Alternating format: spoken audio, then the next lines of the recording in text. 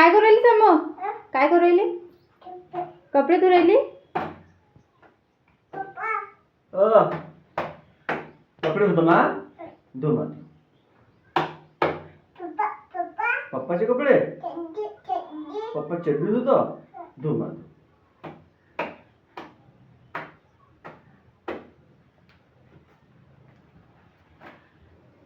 बस झालं, वाऊ घाल आता. वाळू घाल ना. बस बस बस झालं, चला. Washing bed.